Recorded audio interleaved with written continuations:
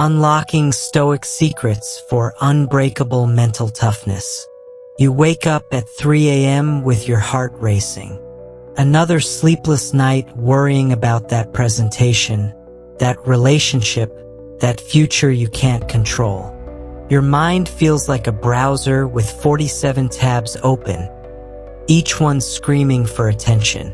You scroll through social media, watching everyone else seemingly crushing life while you're barely holding it together. Sound familiar? Here's what nobody tells you. Those ancient Roman emperors and Greek philosophers faced the same mental battles you're fighting right now. The difference? They had a secret weapon, a mental training system so powerful it helped them conquer empires, survive slavery, and face death with a smile. Today, we're going to unlock 7 of these Stoic secrets that can transform your mind from fragile glass into unbreakable steel. I'm talking about real mental toughness, not the fake bravado you see on motivational posters, but the quiet strength that helps you stay calm when your boss explodes, when your relationship crumbles, when life punches you in the gut and asks if you want another.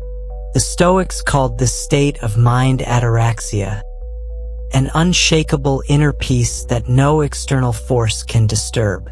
Marcus Aurelius wrote his famous meditations while leading military campaigns and dealing with a plague that killed millions. Epictetus developed his philosophy while literally in chains as a slave. Seneca maintained his principles while navigating the deadliest political environment in history under the Emperor Nero. These weren't monks hiding in monasteries. They were people in the arena of life, getting bloodied and bruised, yet maintaining rock-solid mental fortitude. The beautiful truth is this: everything they learned, every technique they developed, every insight they gained is available to you right now. You don't need a PhD in philosophy. You don't need to wear a toga or speak Latin. You just need the willingness to challenge your current mental patterns and embrace a way of thinking that has literally stood the test of 2,000 years. Over the next few minutes, you'll discover why you actually have more power than the gods themselves when it comes to your own mind. You'll learn why that voice telling you to stay in bed might be your worst enemy. You'll understand how to build a mental fortress so strong that criticism bounces off like rain on marble. These aren't just nice ideas. They're practical tools you can use starting today. Whether you're struggling with anxiety, dealing with difficult people, or just feeling stuck in life, these 7 Stoic secrets will give you the mental edge you've been searching for. By the end of this video, you'll have a complete blueprint for developing the kind of mental toughness that turns obstacles into opportunities and transforms suffering into strength. Let's dive into the first secret, one that completely flips everything you thought you knew about personal power. 1. Why you have more power than the gods and don't know it.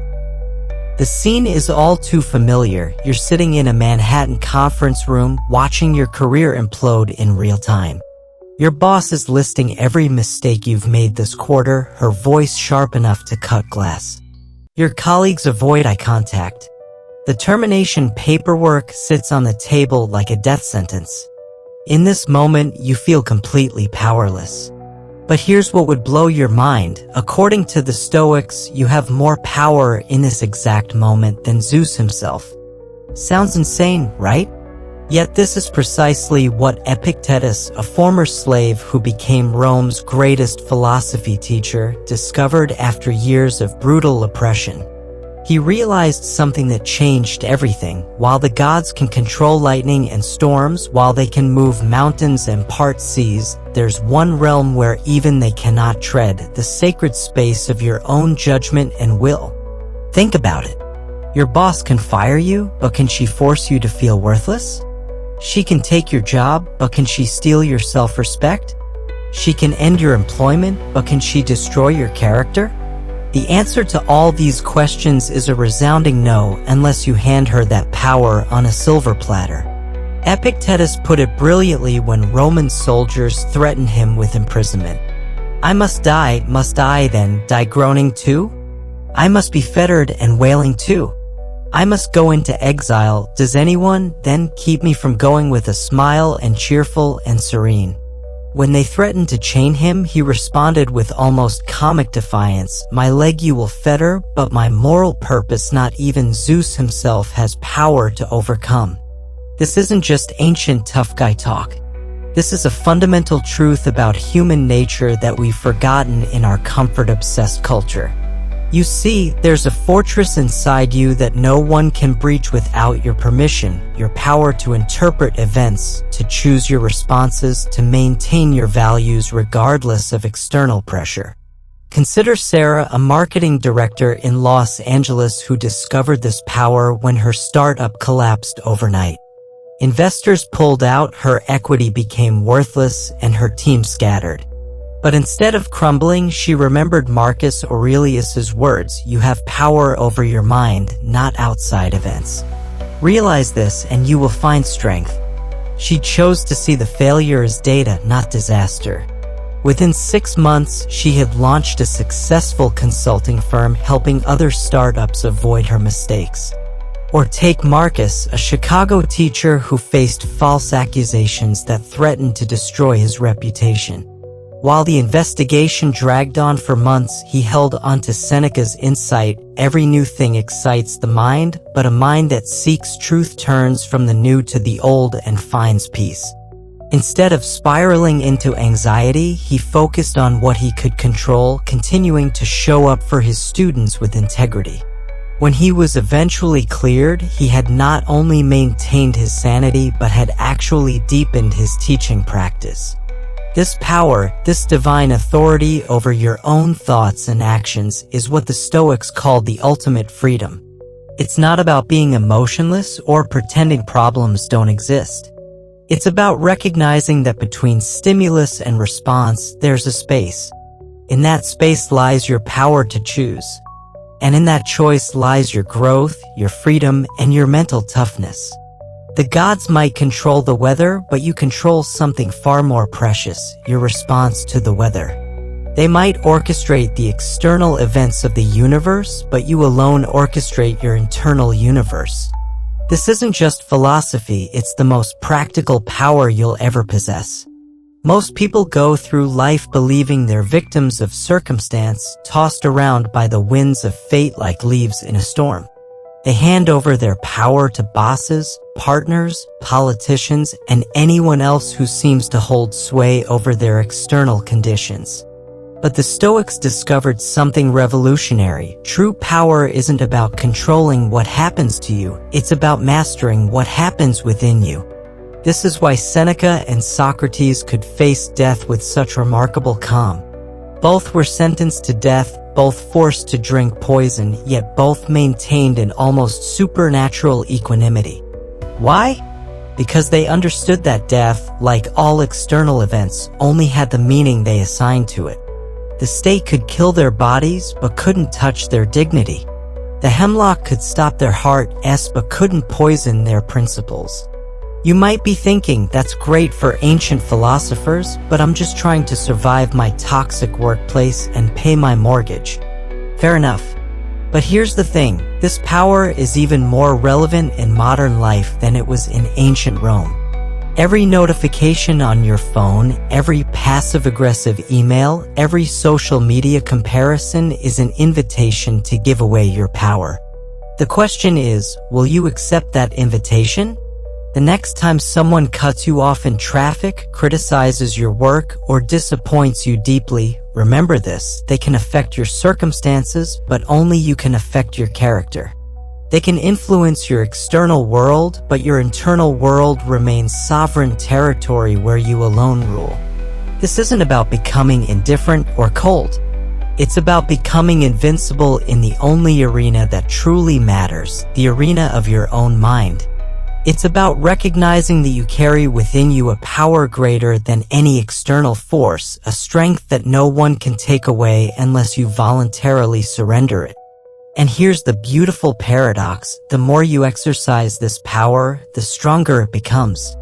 Every time you choose response over reaction, every time you maintain your composure in chaos, every time you hold to your values despite pressure to compromise, you're not just handling a situation, you're building an unshakable foundation of mental toughness. The gods might be able to throw lightning bolts, but you can do something far more impressive. You can stand in the storm and choose not to be struck down. That's not just power, that's divinity in human form. And it's been inside you all along, waiting to be claimed. 2. The shocking truth about laziness that Marcus Aurelius discovered. Let's set the scene. It's Sunday afternoon in Chicago. You're on your third hour of scrolling through Netflix, surrounded by empty pizza boxes and the vague guilt of another wasted weekend. Your apartment's a mess. Your gym bag hasn't moved in weeks, and that side project you promised yourself you'd start? Still just an idea gathering dust in your mental attic. You tell yourself you deserve to relax, that you're just recharging. But deep down, something feels wrong. Marcus Aurelius, the most powerful man in the ancient world, would have some harsh words for you. Not because he was some heartless dictator, but because he discovered something about human nature that modern comfort culture desperately wants you to ignore. Your laziness isn't just making you unhappy. It's literally going against your biological programming. Here's what's wild.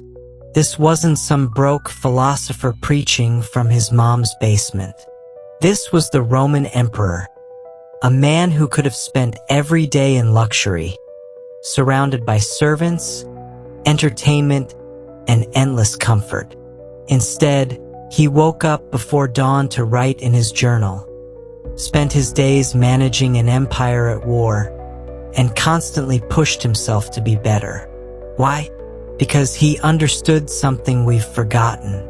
So you were born to feel nice? He wrote in his private journal. Instead of doing things and experiencing them, don't you see the plants, the birds, the ants and spiders, and bees going about their individual tasks, putting the world in order as best they can?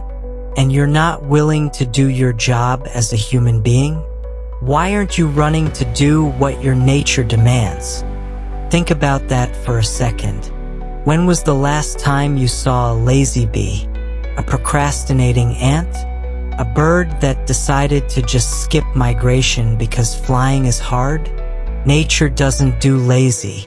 Every living thing except modern humans seems to understand its purpose and pursue it relentlessly. We're the only species that argues with our own potential. Take Jennifer, a software developer in Austin who spent 2 years in what she calls her comfort coma. Great job, nice apartment, every streaming service known to man. But she felt dead inside. I'd finish work and just dissolve into my couch, she told me. I'd watch other people living their lives on screen while mine slipped away. Then she read Marcus Aurelius's question. At dawn, when you have trouble getting out of bed, tell yourself, I have to go to work as a human being. What do I have to complain of? If I'm going to do what I was born for, the things I was brought into the world to do. Something clicked. She realized her laziness wasn't rest. It was resistance. Resistance to her own nature, her own potential. She started small. 10 minutes of coding on a personal project each morning. Within a year, she'd built an app that helps thousands of people manage their mental health. I wasn't tired, she says now. I was disconnected from my purpose. The Stoics believed in something called kata physn, living according to nature. And human nature, they argued, isn't to be passive consumers but active creators. We're built to solve problems, to contribute, to push boundaries. That restless feeling you get when you've been lazy too long? That's not guilt imposed by society. That's your nature screaming at you to get moving. Here's where it gets even more interesting. Marcus Aurelius noticed that the people who claimed they needed the most rest were often the most miserable. The senators who did nothing but attend parties were more exhausted than the soldiers who marched all day. The wealthy Romans who lived for pleasure were more anxious than the workers who built their houses. Why? Because fighting your nature is exhausting. Being lazy is actually harder than being productive. Modern science backs this up. Studies show that people who embrace challenge and purposeful action have lower rates of depression, anxiety, and even physical illness. Your body and mind are literally designed to work, to struggle, to overcome. When you deny them that opportunity, they rebel. That's why you feel more tired after a day of doing nothing than after a day of meaningful work. But here's what Marcus Aurelius understood that your average productivity guru doesn't. This isn't about grinding yourself into dust or glorifying burnout. The emperor who wrote about the importance of action also wrote about the importance of reflection, of time in nature, of philosophical study. The point isn't to be busy, it's to be aligned with your purpose. The Stoics identified 5 components of the courage needed to overcome laziness: endurance, confidence, high-mindedness, cheerfulness, and industriousness. Notice what's not on that list: misery, suffering, grinding. They believed that when you're truly living according to your nature, work doesn't feel like work. It feels like expression. Consider David, a former Wall Street trader who burned out and spent 6 months doing absolutely nothing in his Miami condo. "I thought I was healing," he says, "but I was rotting." He discovered Stoicism and realized his mistake. He'd swung from meaningless hyperactivity to meaningful inactivity. Both were forms of avoiding his true nature. Now he runs a non-profit teaching financial literacy in underserved communities. "I work harder than I did on Wall Street," he says, "but I sleep better than I did during my lazy phase." This is the shocking truth Marcus Aurelius discovered. Laziness isn't self-care, it's self-harm. When you procrastinate on your dreams, when you choose comfort over growth, when you let another day slip by without moving toward your potential, you're not being kind to yourself. You're being cruel. You're denying yourself the fundamental human experience of growth, contribution, and purpose.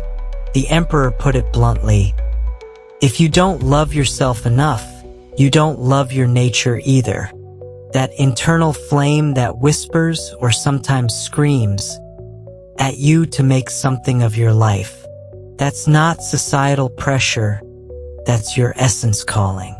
Every time you hit snooze instead of hitting the gym, every time you scroll instead of creating, every time you choose passive consumption over active contribution, you're essentially telling the universe, "Thanks for the gift of consciousness and potential, but I'll pass."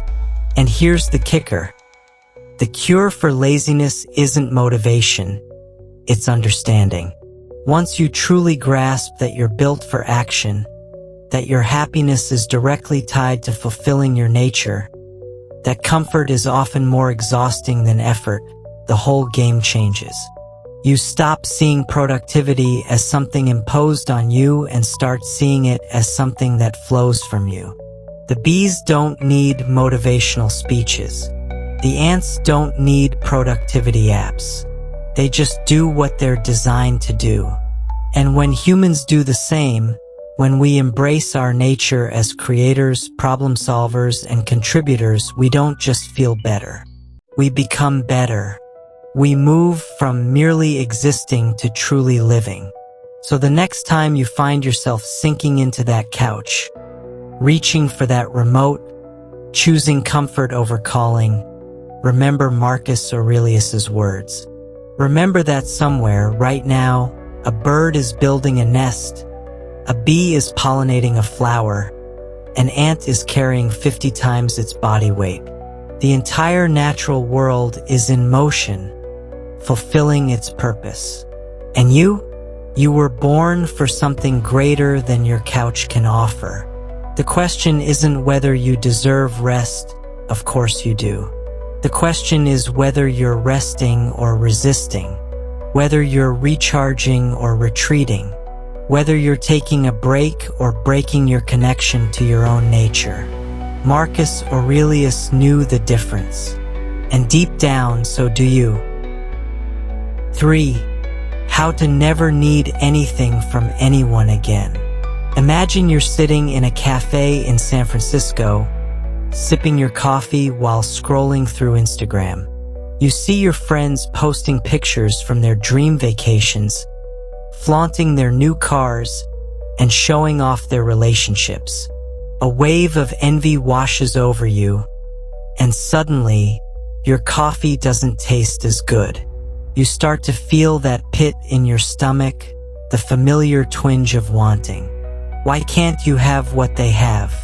This constant comparison, this unending desire for more, keeps you trapped in a cycle of dissatisfaction. But what if I told you that you could break free from this cycle? What if you could reach a state of mind where you no longer needed anything from anyone, not validation, not possessions, not even approval? This is exactly what the Stoics understood about contentment, and it's the key to true mental toughness. Seneca, one of the most prominent Stoic philosophers, famously stated, "For anything that can be added to is imperfect. Anything that can suffer loss is not lasting. But let the man whose happiness is to be lasting rejoice in what is truly his own." This profound insight reveals a fundamental truth. External things can never bring lasting happiness. The more you chase after external validations, the more vulnerable you become to disappointment. Consider the story of Alex, a young entrepreneur in New York City who seemed to have it all. A thriving startup, a beautiful apartment, and a circle of influential friends. Yet, despite his apparent success, he felt empty. Every time he checked his phone and saw someone else's success, he felt inadequate.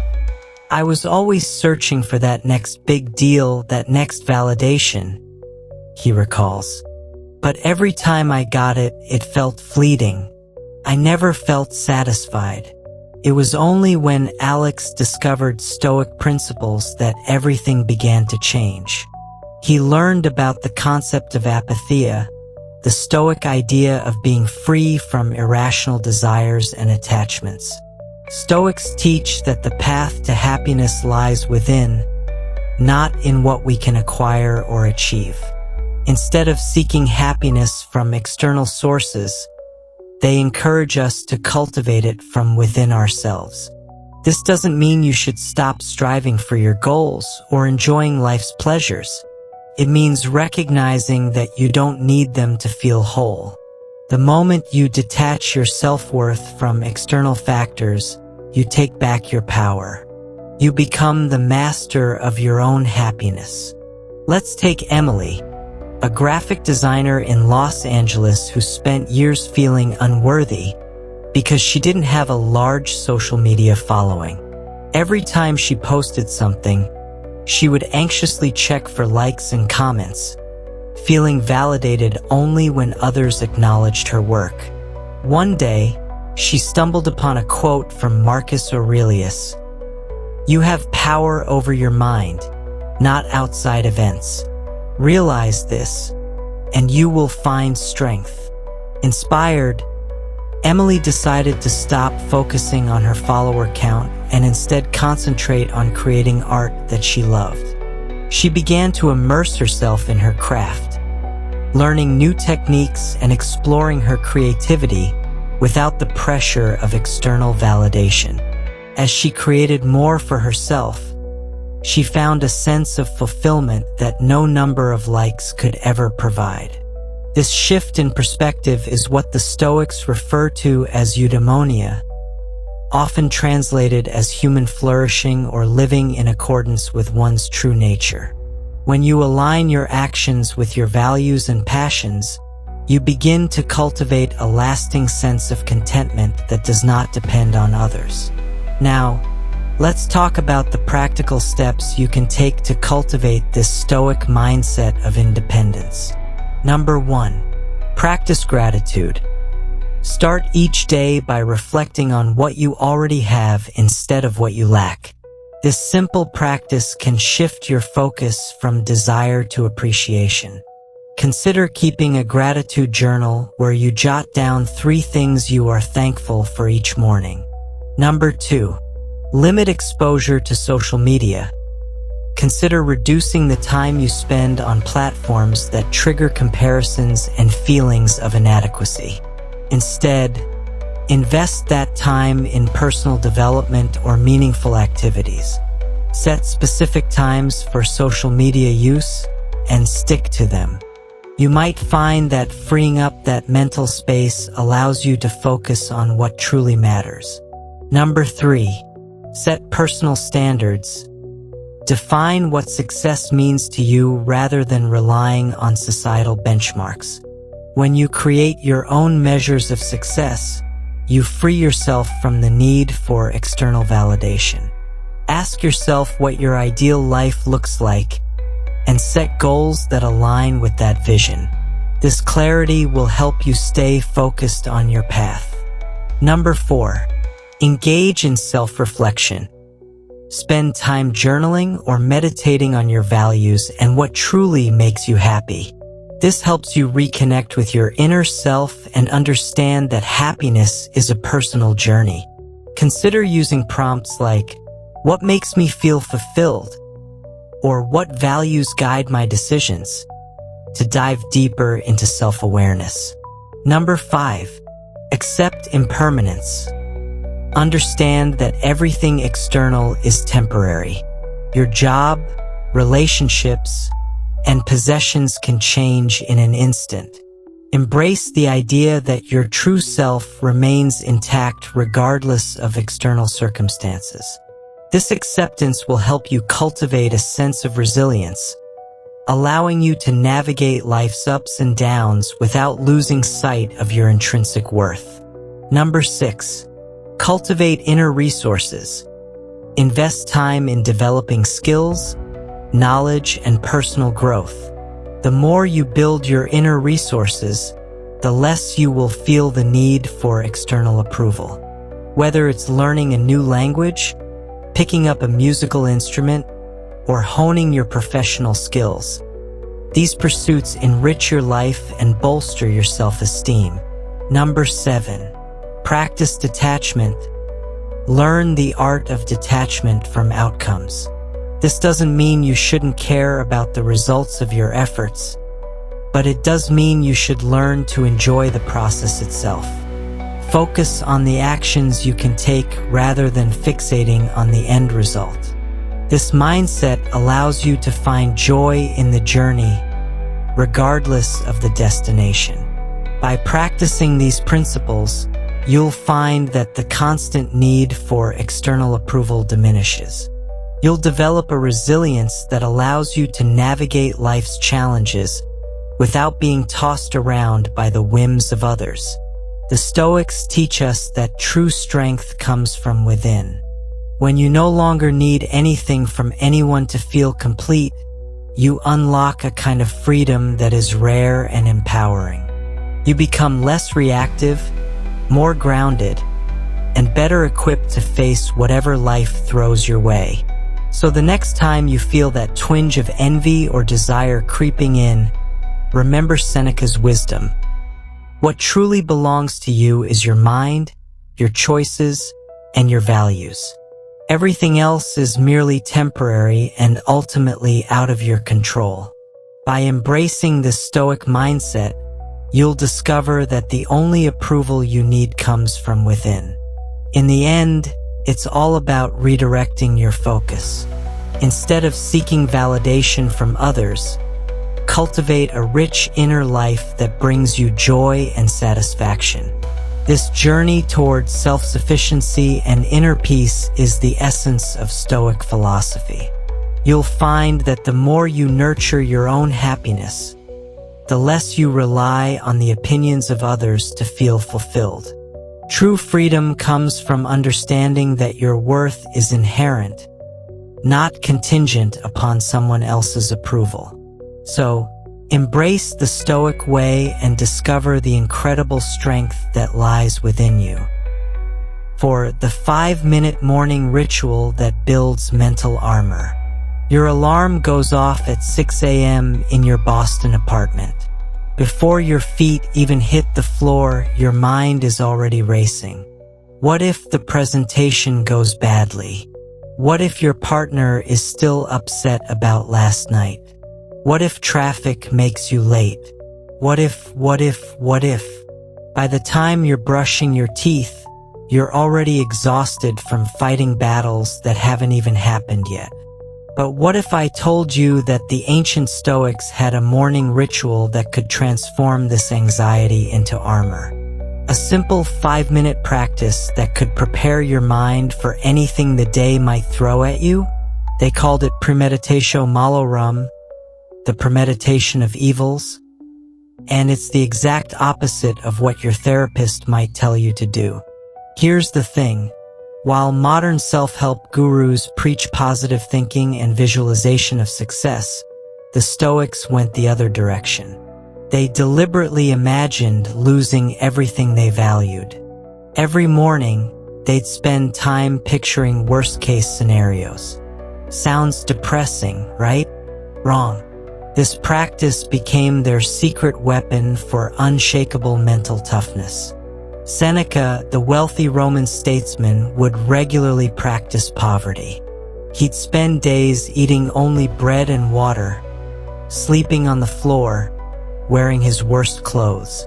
Not because he was masochistic, but because he wanted to answer one crucial question. Is this the condition that I so feared? By facing his fears in controlled doses, he inoculated himself against their power. Let me show you exactly how this 5-minute ritual works in modern life. Take Sarah, a Boston financial analyst who used to wake up paralyzed by anxiety. I'd lie in bed catastrophizing about everything, she told me. My mind would spiral into these disaster scenarios, and I'd be shaking before I even started my day. Then she discovered negative visualization. Now, every morning, Sarah sits on the edge of her bed and deliberately imagines specific scenarios. Losing her job, her relationship ending, her investments crashing. But here's the crucial difference. She doesn't spiral. Instead, she asks herself 3 questions. Could I survive this? What would I do next? What would still remain? The answers always surprise her. Yes, she could survive. She'd update her resume, lean on her network, maybe finally start that consulting business. Her family, health, and skills would remain. This isn't pessimism. It's preparation.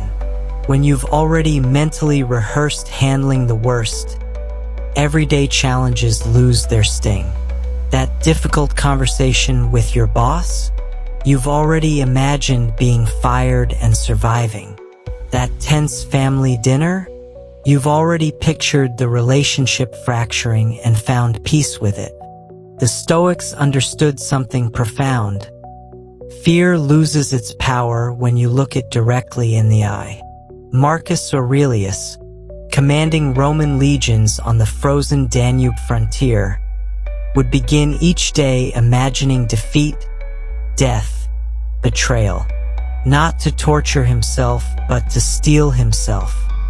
He wrote, "What is quite unlooked for is more crushing in its effect, and unexpectedness adds to the weight of a disaster." This is a reason for ensuring that nothing ever takes us by surprise. Here's your practical 5-minute morning ritual, adapted from ancient Stoic practices for modern life. Minute 1. Ground yourself. Sit quietly, feet on the floor, hands on your knees. Take 3 deep breaths. This isn't meditation, it's preparation. You're a warrior preparing for battle, not a monk seeking enlightenment. Feel your body's strength, your mind's clarity. You're about to do something most people are too scared to attempt. Minute 2. Choose your scenario. Pick one specific fear for today. Not vague anxieties, but concrete scenarios. Maybe it's your presentation flopping spectacularly. Maybe it's your partner saying they need space. Maybe it's your doctor calling with bad test results. Choose something real, something that makes your stomach tighten. Don't shy away from the discomfort. Minute 3. Walk through it now. Imagine it happening in vivid detail. See your boss's disappointed face. Hear your partner's words. Feel the initial shock. But don't stop there, keep going. What happens next? What happens after that? Follow the thread all the way through. You'll notice something interesting. Even in your worst-case scenario, life continues. You adapt. You survive. Minute 4. Find your foundation. Ask yourself, what would remain? Your character, your ability to choose your response, your past experiences and learned skills, your capacity to rebuild, the love of true friends, your ability to find meaning even in suffering.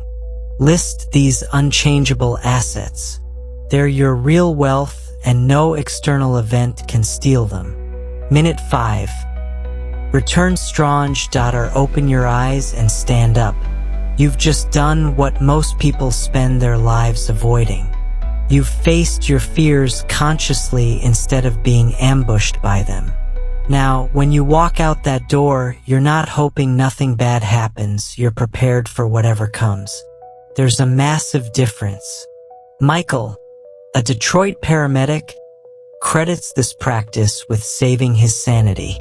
In my job, I see the worst-case scenario every day, he says. I used to come home and drink to forget. Now I start each morning acknowledging that terrible things happen, that they could happen to me or my family. Weirdly, it makes me calmer. I hug my kids tighter, but without that desperate anxiety. I'm prepared for loss, which makes me more present for what I have. This practice works because it targets the root of anxiety, uncertainty.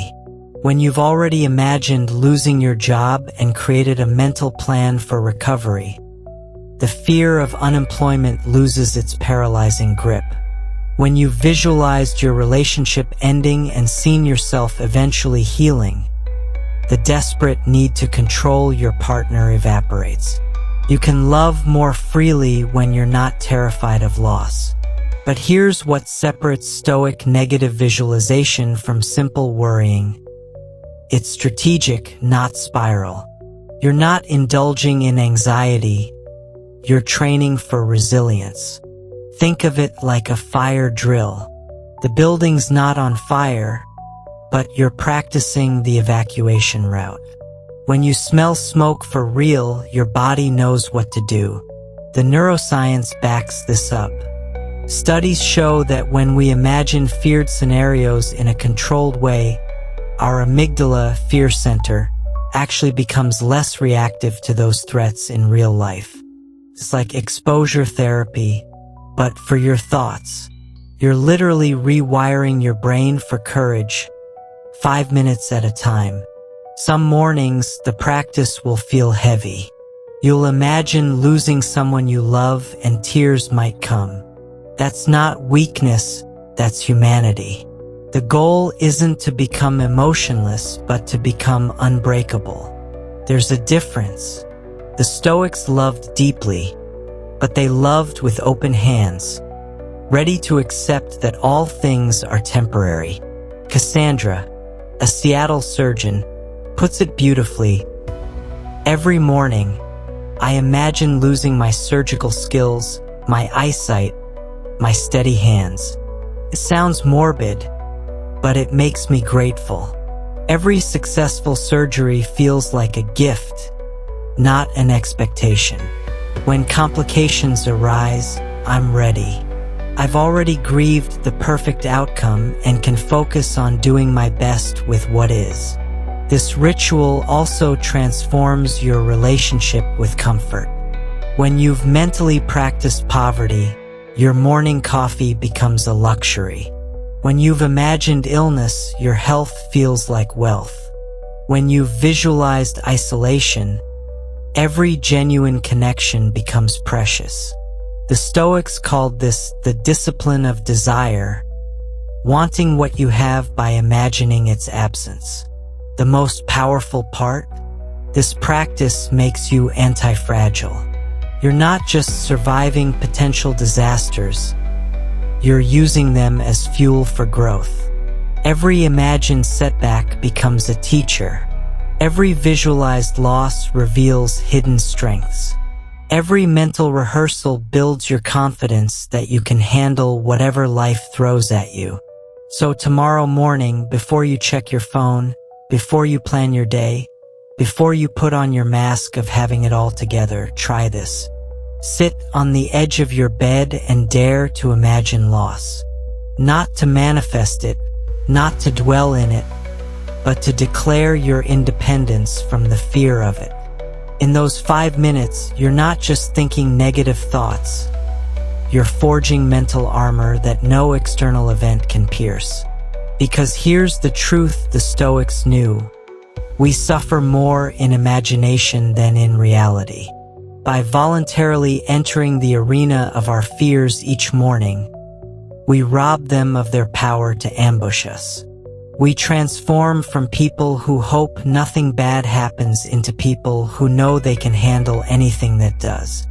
And that transformation, that's worth waking up 5 minutes early for. 5. When life hits hard, the Stoic way to hit back harder. Picture this. You're in the heart of Miami, feeling the sun on your skin, but all you can think about is the crushing weight of your recent failures. Your business, which you poured your heart and soul into, has just crumbled.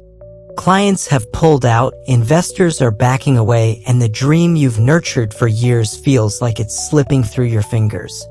You sit there, staring at the waves crashing against the shore, and wonder how you'll ever recover from this. In times like these, it's easy to feel defeated, to throw your hands up and surrender to despair. But this is where the Stoic philosophy shines brightest. Instead of yielding to defeat, the Stoics teach us how to take life's hardest punches and turn them into stepping stones for growth. They believe that every obstacle presents an opportunity, and understanding this can transform the way you face adversity. Marcus Aurelius, the Roman emperor and Stoic philosopher, famously stated, "The impediment to action advances action. What stands in the way becomes the way." This simple yet profound insight encapsulates the Stoic approach to challenges. Rather than viewing obstacles as barriers, we can learn to see them as essential components of our journey. Consider the story of Jake, a former professional athlete from Chicago whose career ended prematurely due to an injury. "I was devastated," he recalls. "I had devoted my entire life to the sport. It felt like my identity was ripped away." Initially, Jake spiraled into depression, feeling like life had no meaning without his athletic achievements. But one day, he stumbled upon a quote from Marcus Aurelius that changed everything. "You have power over your mind, not outside events." This realization marked a turning point for Jake. Instead of focusing on what he had lost, he began to explore what he could gain from his experience. He reached out to younger athletes and became a mentor, sharing his journey and supporting them through their own challenges. "It felt like I was reborn," he says. I transformed my pain into purpose. This is the essence of Stoic resilience, embracing hardship as a catalyst for growth. The Stoics understood that suffering is an inherent part of life, but they also believed that how we respond to that suffering defines our character. Instead of wallowing in self-pity, we can choose to engage with our struggles actively. When life hits hard, the first step is to acknowledge the reality of the situation. Denial only prolongs the pain. If you've lost a job, a relationship, or faced a setback, sit with those feelings. Let yourself feel them fully. But then, as a Stoic, shift your focus to action. Ask yourself, what can I learn from this? How can I grow? Take Lisa, a marketing executive in New York City who faced a massive setback when her company underwent layoffs. Instead of succumbing to despair, she took a moment to reflect. I realized I had been unhappy in that role for a long time, she shares. Losing my job forced me to confront my career path. With that insight, Lisa began to explore her true passions. She enrolled in classes in digital marketing and started networking within her community. What started as a disaster became the best thing that ever happened to me, she reflects. I found my calling and now work for a nonprofit that aligns with my values. The Stoics teach us that our reactions are within our control even when everything else feels chaotic. When faced with setbacks, we can choose how we respond. This is where the practice of reframing comes into play. Instead of seeing obstacles as roadblocks, view them as opportunities for learning and growth.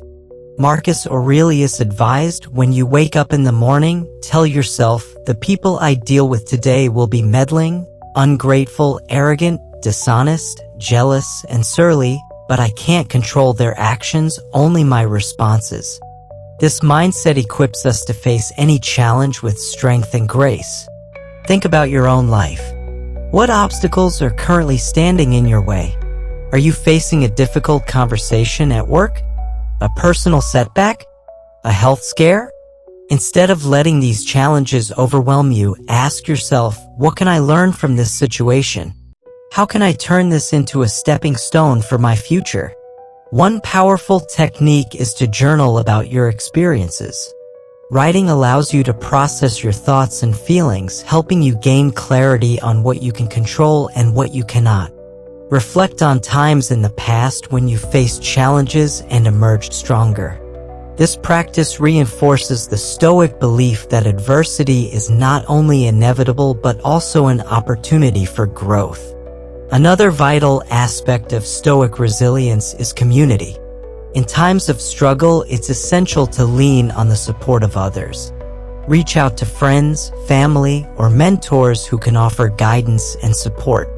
Sharing your challenges can lighten the burden and provide fresh perspectives. The Stoics believed in the power of human connection, recognizing that we are stronger together. Remember, setbacks are a natural part of life. Even the most successful individuals face challenges and failures. The key is to cultivate a mindset that embraces these difficulties as part of your journey. Just as Jake transformed his injury into mentorship, you too can turn your struggles into sources of strength and wisdom. As you navigate through life, keep in mind that the Stoic path is not about avoiding hardship but embracing it. The next time you encounter a setback, instead of succumbing to despair, pause and reflect. Ask yourself how this challenge can help you grow, what lessons you can learn, and how you can use this experience to empower yourself and others. When life hits hard, don't just survive, thrive. Transform obstacles into opportunities. The Stoic way teaches us that within every difficulty lies the seed of resilience and growth. Let those seeds take root and watch as you bloom into a stronger, wiser version of yourself. 6. Stop wanting everything. The ancient secret to mental freedom. You're scrolling through your phone in a Seattle coffee shop, and it hits you like a wave. That gnawing feeling in your chest. Your friend just posted about their promotion. Your ex is vacationing in Bali with their new partner. Everyone seems to be living their best life while you're sitting here with a lukewarm latte and a growing list of unfulfilled desires. You want their success, their relationships, their seemingly perfect lives. The wanting never stops, and it's slowly driving you insane. Here's what nobody tells you about desire. It's not your friend. It's a prison guard, and you've been locked in a cell of your own making. The ancient Stoics discovered this truth over 2,000 years ago, and their solution was so radical that it still shocks people today. They didn't say to want less. They said to master the art of not wanting at all. Epictetus, who spent years as a slave before becoming one of history's greatest philosophers, understood desire better than most. He watched wealthy Romans destroy themselves chasing after more gold, more power, more pleasure. He saw slaves find peace in their chains while their masters writhed in the chains of their own desires. And he realized something profound. Freedom has nothing to do with what you have and everything to do with what you need. Wealth consists not in having great possessions, Epictetus taught, but in having few wants. This wasn't poverty philosophy or sour grapes. This was a strategic approach to invincibility. Think about it. Every desire you have is a vulnerability. Every "I need this to be happy" is a button the world can push to control you. Take Rachel, a Seattle tech executive who learned this lesson the hard way. "I was making 6 figures, but I was miserable," she tells me. "I'd check LinkedIn obsessively, comparing my career to everyone else's. I'd buy things I didn't need just to feel successful. I was constantly chasing the next promotion, the next raise, the next validation." Her wake-up call came during a meditation retreat where she was forced to sit with her thoughts without any distractions. "I realized I was addicted to wanting," Rachel says, "not to having, to wanting itself. Even when I got what I wanted, I immediately started wanting something else. It was exhausting." That's when she discovered the Stoic concept of the discipline of desire, what Epictetus called the most important of all disciplines. The discipline of desire isn't about becoming a monk or giving up ambition. It's about understanding the difference between preference and need. You can prefer to get the promotion without needing it for your well-being. You can enjoy a nice dinner without requiring expensive meals to feel satisfied. You can appreciate beauty without needing to possess it. Marcus Aurelius, who had access to literally everything the ancient world could offer, wrote extensively about this in his private journal. Very little is needed to make a happy life. It is all within yourself, in your way of thinking. This from a man who could have anything he desired with a snap of his fingers. Yet he spent his mornings reminding himself that true satisfaction comes from within. Let me show you how this works in practice. Every time you feel that pull of desire for someone else's life, for that new gadget, for that person who doesn't text you back, stop and ask yourself 3 questions. First, is this desire adding to my life or subtracting from it? Most desires actually make us less happy, not more. They create a gap between where we are and where we think we should be. That gap is where suffering lies. Second, what would happen if I never got this thing I want? Really sit with this. Imagine your life continuing without it. You'll usually find that life goes on just fine. The sun still rises. You still have the capacity for joy. The thing you need reveals itself as merely something you want. Third, what do I already have that I'm taking for granted? This is the killer question. While you're pining for what you lack, you're blind to what you possess. Your health, your friends, your ability to read these words. These are treasures that others desperately want. Consider James, a musician in Portland who spent years bitter about his lack of commercial success. I was so focused on what I didn't have, the record deal, the sold-out shows, the recognition, that I couldn't enjoy making music anymore.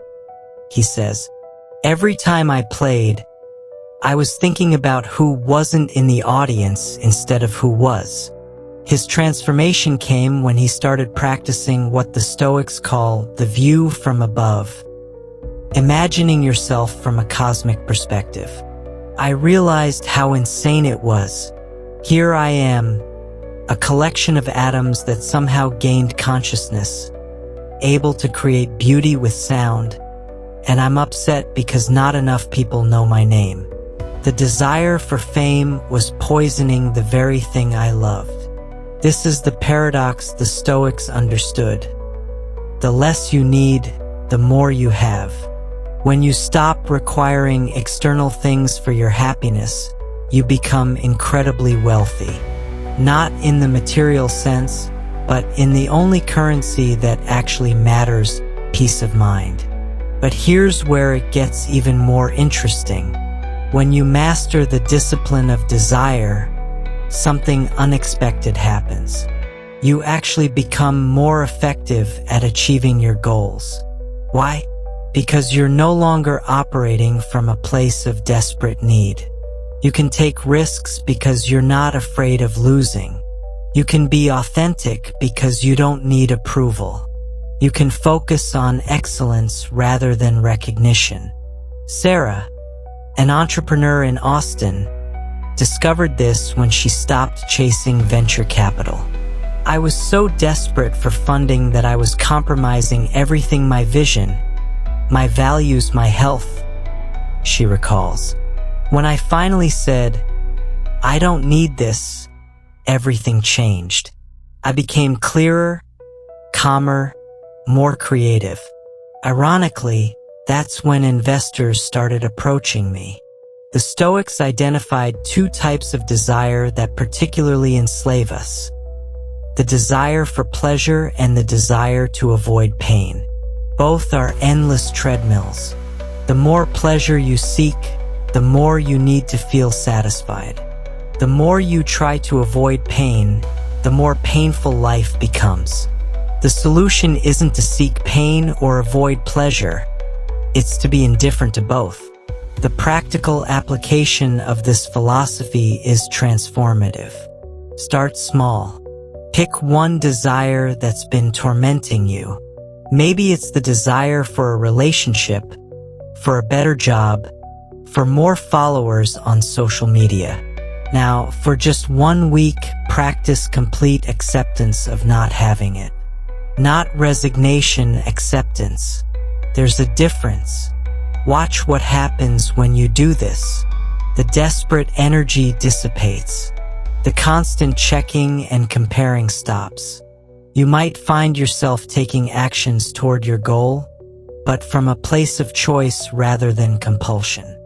Or you might find the goal itself wasn't even yours. It was just something you thought you should want. The ultimate test of mastering desire comes in relationships. Can you love someone without needing them to love you back? Can you give without expecting gratitude? Can you be kind without requiring recognition? This is advanced Stoicism, but it's also the path to genuine connection. When you love from fullness rather than emptiness, you become a source of strength rather than a drain on others. Remember, every spiritual tradition has some version of this teaching. Buddhism calls it non-attachment. Christianity speaks of dying to self. Modern psychology talks about differentiation. They're all pointing to the same truth. Your desires are not your friends. They're the bars of a prison you've built yourself. The ancient secret to mental freedom isn't really a secret. It's a choice. A choice to stop letting your happiness depend on things outside your control. A choice to find fulfillment in who you are rather than what you have. A choice to be free. 7. Building your bulletproof mind, the Inner Citadel method. A Washington, D.C. politician stands at the podium watching his career crumble in real time. The leaked emails, the viral video taken out of context, the coordinated social media attacks, it's all happening at once. Reporters shout questions designed to trap him. Former allies distance themselves. His phone buzzes with death threats. Most people would break under this pressure. But he stands there, calm as a lake at dawn, because he's built something the Stoics call the Inner Citadel. The Inner Citadel isn't just another self-help concept. It's an ancient military strategy applied to the battlefield of the mind. Marcus Aurelius, who faced constant threats as Roman emperor, developed this method while commanding legions on the frontier. Surrounded by enemies, dealing with betrayal from within his own ranks, he discovered that the only truly impenetrable fortress is the one you build inside yourself. Be like the rocky headland on which the waves constantly break, Marcus wrote.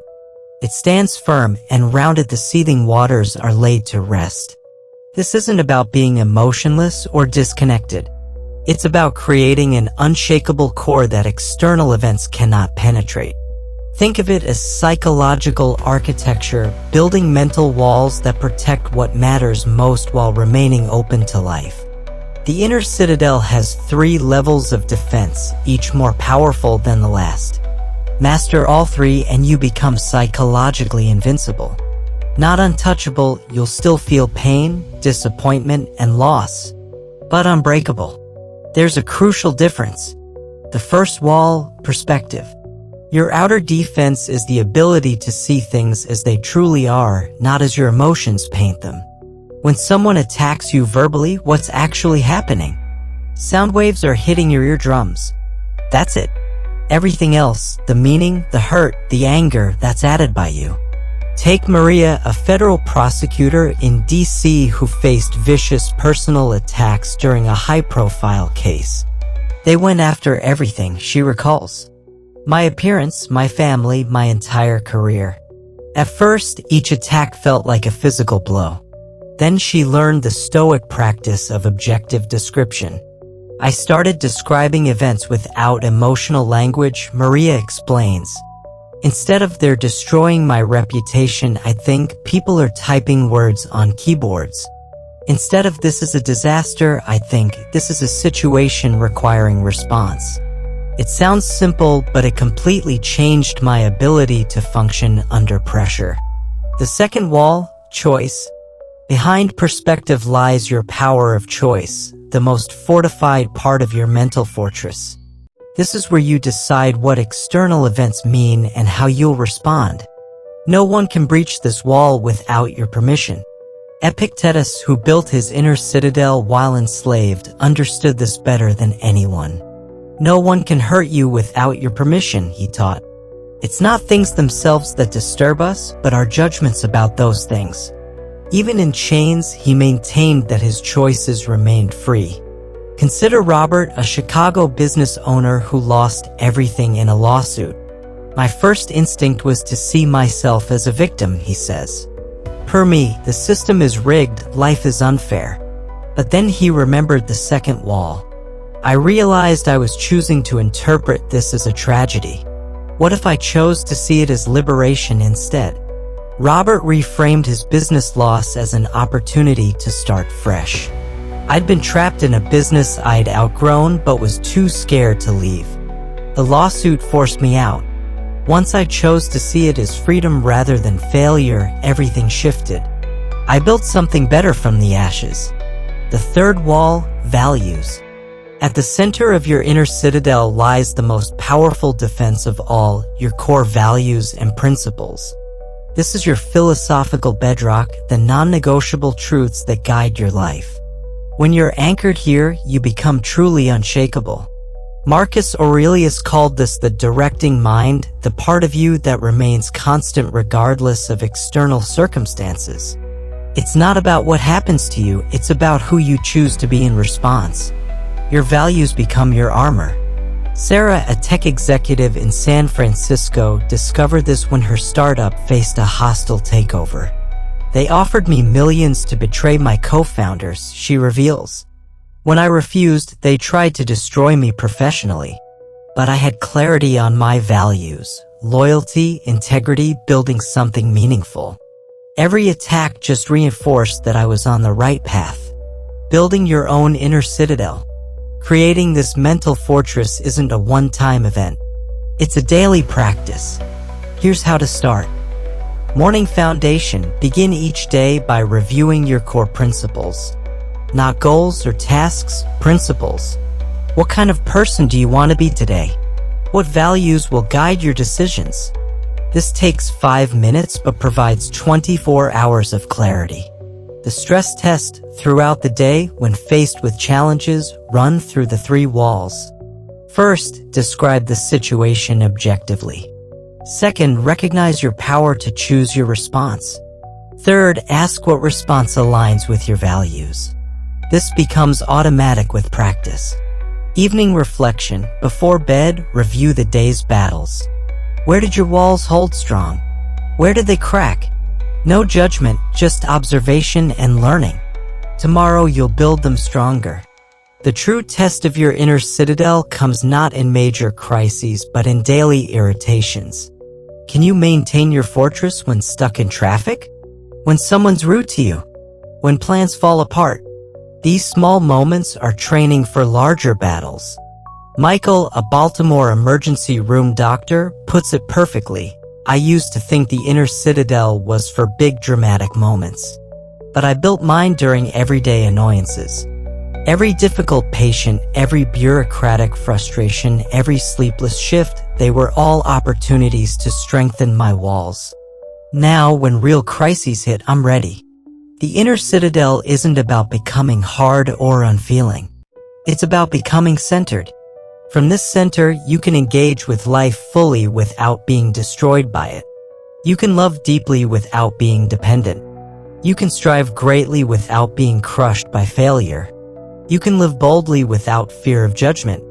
As Marcus Aurelius wrote in his tent on the Germanic frontier, surrounded by death and uncertainty, nowhere can man find a quieter or more untroubled retreat than in his own soul. That retreat, that inner citadel, is available to you right now.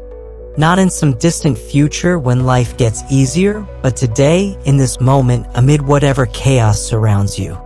Your mind is the last territory that remains truly free. Claim it. Fortify it. Rule it. This is the Inner Citadel method, not just a philosophy, but a blueprint for invincibility in an uncertain world. As we wrap up this journey through the wisdom of Stoicism and its application to modern life, it's essential to reflect on the powerful lessons we've explored together. We've delved into the art of mental toughness, learned how to harness our inner strength, and discovered the profound impact of Stoic principles on our everyday challenges. The Stoics teach us that life is filled with obstacles, and our response to these challenges defines our character.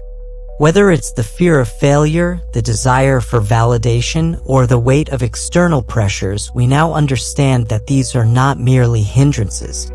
They are opportunities for growth, resilience, and self-discovery. Unlocking your inner resilience. We've learned that true power lies within our minds. From the perspective of Marcus Aurelius, who faced endless trials as a leader, to the insights of Epictetus, a former slave who rose to become a great philosopher, the message is clear: we have control over our thoughts and reactions, regardless of the chaos that surrounds us. By building our inner citadel, we equip ourselves with the tools to face life's storms. We can choose how we perceive challenges, how we respond to adversity, and how we align our actions with our core values. This mental fortress becomes our sanctuary, allowing us to thrive even in the toughest of times. Embracing contentment and freedom. The discipline of desire has shown us that true freedom comes not from the pursuit of more, but from the appreciation of what we already have. As we practice gratitude and cultivate a mindset of sufficiency, we unlock an extraordinary peace that cannot be shaken by external circumstances. When we stop wanting what others have and start embracing our unique journeys, we become empowered. The less we need, the more we possess. This is the essence of Stoic wisdom, and it's a lesson that can transform our lives in profound ways. Taking action in your everyday life. Now, as you move forward from this exploration of Stoic philosophy, I encourage you to implement these teachings in your daily life. Start each morning with a moment of reflection, grounding yourself in your values and preparing your mind for the challenges ahead. Embrace the practice of negative visualization to build resilience against unexpected events. Remember the stories of those who have faced hardships and emerged stronger. Whether it's Jake finding purpose after injury, Rachel breaking free from the chains of desire, or Maria standing firm against adversity, each of these individuals exemplifies the power of Stoic principles in action. Your journey begins now. As you navigate the complexities of modern life, always return to the core insights we've uncovered. You have the power to choose your responses, to see obstacles as opportunities, and to cultivate an unshakable mind. Live with intention and let the wisdom of the Stoics guide you toward a life of fulfillment, resilience, and inner peace. Thank you for joining me on this journey through Stoic philosophy. I hope these teachings resonate with you and inspire you to embrace the strength that lies within. Remember, the path to mental toughness is not just about surviving, it's about thriving. If you found this exploration valuable, please subscribe to the Stoic Viva channel for more insights into making Stoic philosophy practical and accessible for your everyday life. Like and share this content with others who might benefit from it, and let's continue to spread the wisdom of the Stoics in our modern world. Stay strong, stay resilient, and remember, the greatest battles are fought within. You have the power to build your inner citadel and face whatever life throws your way with courage and grace.